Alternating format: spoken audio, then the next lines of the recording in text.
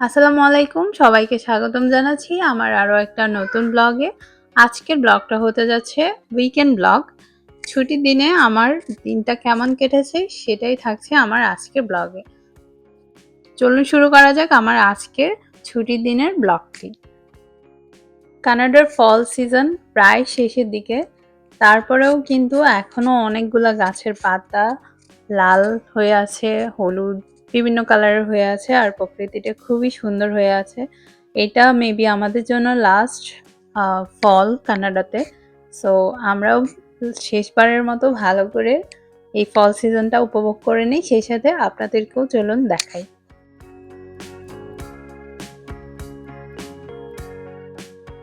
কি রুক্ষ হয়ে গেছে। হ্যাঁ, এটা কি সুন্দর কালার না? তো আমি একটু ভিডিও করতেছি।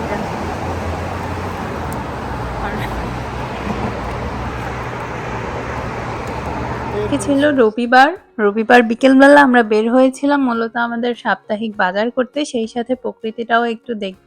আর এইখান থেকে পাহাড়টা একদমই অন্ধকার হয়ে আছে মেঘলা মেঘলা ওয়েদারের কারণে। এখন যেহেতু শীতকাল চলে আসছে আর শীতকালে এখানে সবসময় এরকম একটা ওয়েদার থাকে, বৃষ্টি থাকে। তারপরেও পাহাড় দেখতে সুন্দর লাগে সব সময়। আর বেশিরভাগ গাছ এখন হচ্ছে পাতা ঝরে একদম নাড়া হয়ে গিয়েছে। আবার যখন সামার শুরু হবে এই গাছগুলা সুন্দর সবুজ হয়ে যাবে। আর এখনো কিছু কিছু গাছের পাতা আছে, সেগুলাই আজকের ভিডিওতে আপনাদের সাথে দেখাবো। আর এখানে হচ্ছে এই রাস্তাটা দিয়ে সবগুলা গাড়ির শোরুম, বিভিন্ন ব্র্যান্ডের গাড়ির শোরুম। এখানে হুন্ডা দেখতে পেয়েছেন একটু আগে। গোলাপগুলো সব মরে মরে যাচ্ছে। আহ, এটার নিচের অবস্থা দেখো।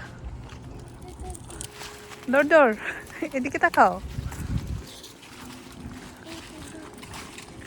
এই চেয়ারটাতে বসি একটু, চলো বসে একটা ছবি দিলে। পুরো রুটটা দেখো, পুরো হলুদ হয়ে গেছে।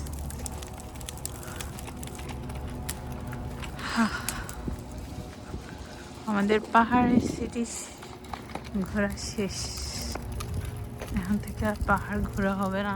এই রাস্তাটা এখনো অনেক বেশি সুন্দর আছে। আর এইখানে কাশফুল, যদিও এটা আমাদের বাংলাদেশের কাশফুলের মতো না, তাও সুন্দর লাগে। আর এই গাছগুলার পাতা এখনো পড়েনি, সে কারণে এই রাস্তাটা এখনো অনেক সুন্দর লাগতেছে।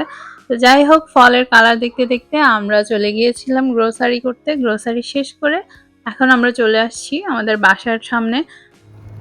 আমাদের বাসার সামনের রাস্তা, ও যা দেখলাম আমাদের বাসার সামনের রাস্তাটাই সবচেয়ে বেশি সুন্দর আছে এখনো। আর এখান থেকে এই যে ব্যাক সাইড, এই গাছগুলা চেরি গাছ, চেরি ফুলের গাছ। যখন চেরি ফুলের সিজন থাকে তখন এখানে সারি সারি সবগুলা গাছে থাকে চেরি ফুল, তখন অনেক সুন্দর লাগে। এই যে আমরা এখন বাসায় যাচ্ছি। এই রাস্তাটা আপনাদের কেমন লেগেছে অবশ্যই কমেন্ট করে জানাবেন। আমরা বাজার করে চলে আসছি আর একটু ফলের কালারও দেখছি, অনেক সুন্দর। এই যে দেখেন আমার ব্যাগে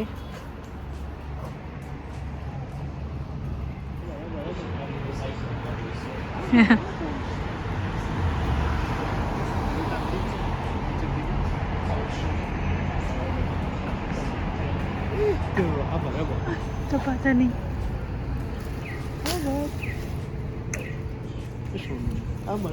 এই যে ইয়েলো কালার, রেড গুলো সুন্দর লাগে বেশি। তো আমরা আমাদের বাসায় চলে আসছি।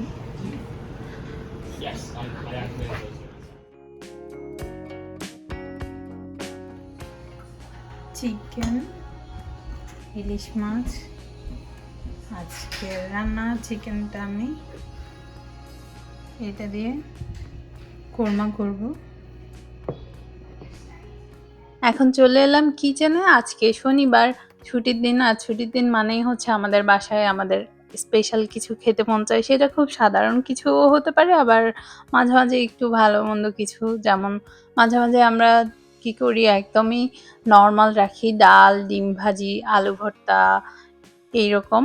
আবার আজকে যেমন রাখতেছি আ চিকেন কোরমা করব আর হচ্ছে ইলিশ মাছ। ইলিশ মাছটা ভাজলে ভালো হতো, কিন্তু হচ্ছে তামান্নের পাপা রান্নাটা বেশি পছন্দ করে।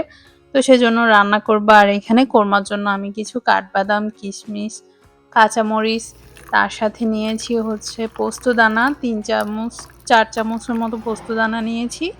আর একটু জয়ত্রী দিয়েছি। এগুলাকে আমি একটু হালকা গরম পানিতে ভিজিয়ে রাখবো। তারপর ব্লেন্ড করে ফেলবো। এই দুষ্টু,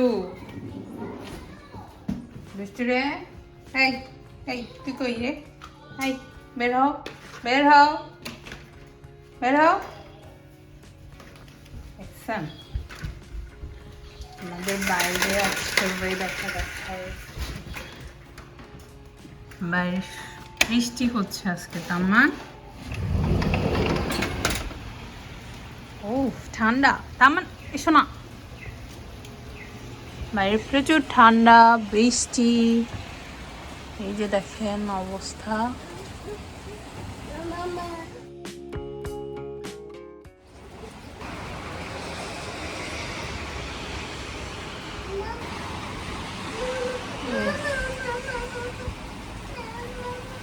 কি বাতাস, ঠান্ডা বাতাস।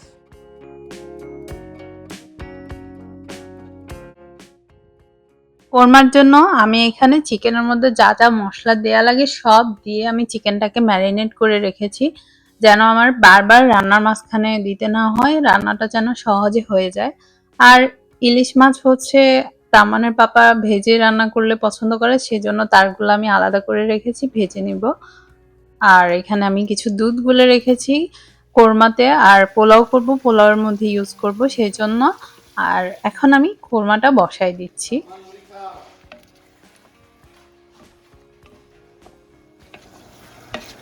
একদম সব মশলা মাখায় একসাথে বসাই।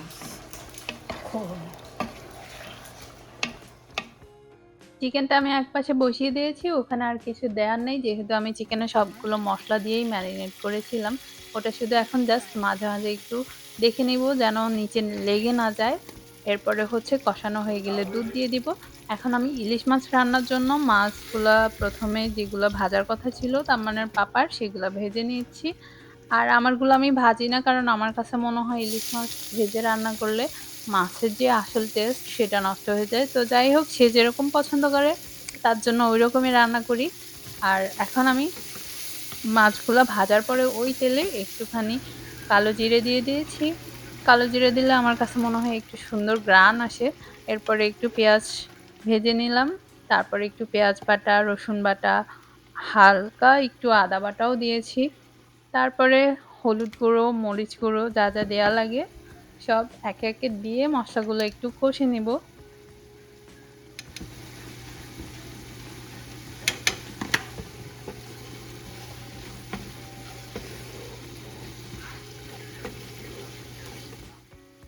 মশলা কষানো হয়ে গিয়েছে, এখন আমি এর মধ্যে কাঁচা মাছগুলো দিয়ে দিব। কাঁচা মাছগুলো মশলার মধ্যে কিছুক্ষণ ভেজে নিয়ে তারপর হচ্ছে একটু পানি দিয়ে ওই পানিতে মাছগুলা কিছুক্ষণ কষে তারপর হচ্ছে ভাজা মাছগুলা দিব।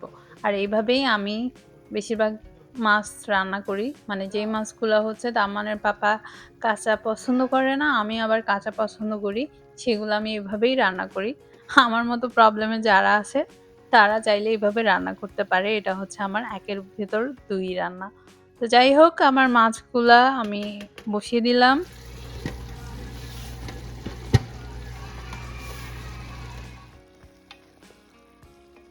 আর এই যে আমার কোরমা অবস্থা। এখনো কিন্তু আমি কোনো পানি বা দুধ কিছুই দিই নাই। এটা হচ্ছে চিকেন থেকে বের হওয়া পানিতেই এটাকে আমি ভালো করে কষে নিয়েছি। এখন আমি যে দুধটা গুলে রেখেছি সেটা দিয়ে দিব। পুরোটা দিব না, কিছুটা দুধ আমি রেখে দিয়েছি। আমি পোলাও করব, পোলাওয়ের মধ্যে দিব। আমার কাছে পোলাও, কোরমা বা রোস্ট এগুলোতে আম দুধ দিলে ভালো লাগে, সেজন্য। আর এই পাশে আমার মাছটাও কিছুটা হয়ে গিয়েছে। মাছটা কষানো হয়ে গিয়েছে, এখন এর মধ্যে হালকা পানি দিয়ে এই পানিতে আমি হচ্ছে বলক আসার পরে ভাজা মাছগুলা দিয়ে দিব।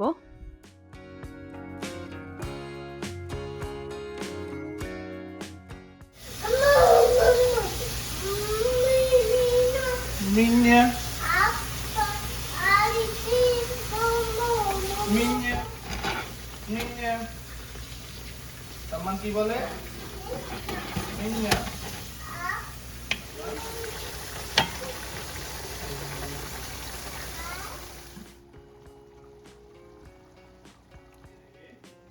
রান্না প্রায় শেষের দিকে, কোরমা অলরেডি হয়ে গিয়েছে। কোরমায় আমি একটু ঘি দিয়ে দিলাম লাস্টের দিকে, আর একটু দিলাম পেঁয়াজ বেরেস্তা। পেঁয়াজ বেরেস্তাগুলা হচ্ছে রেডিমেড পেঁয়াজ বেরেস্তা।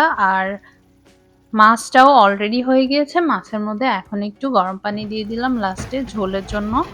এটাতেই হয়ে যাবে, আর কোনো কিছু করতে হবে না মাছে।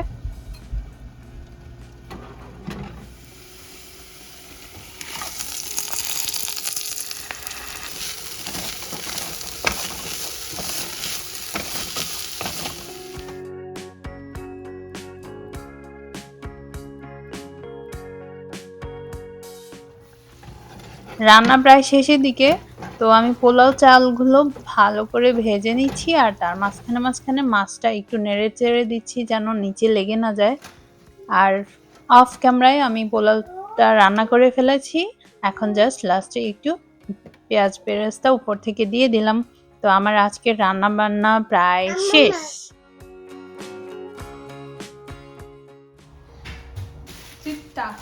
এটা ধরে না বাবা।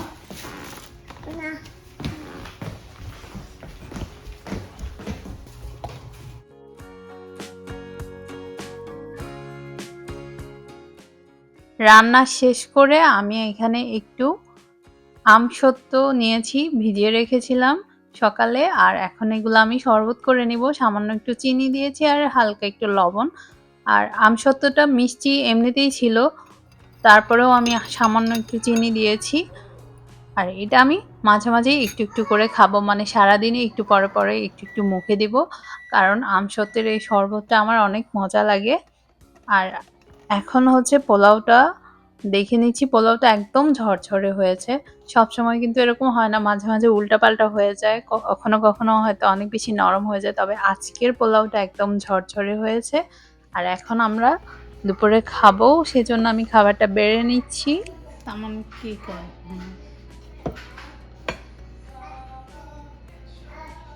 দিব মানে মুরগি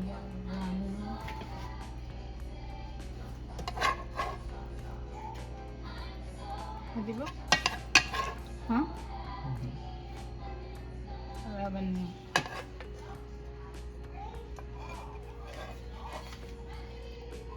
আজকে ইলিশ মাছের কালারটা সেই সুন্দর হয়েছে।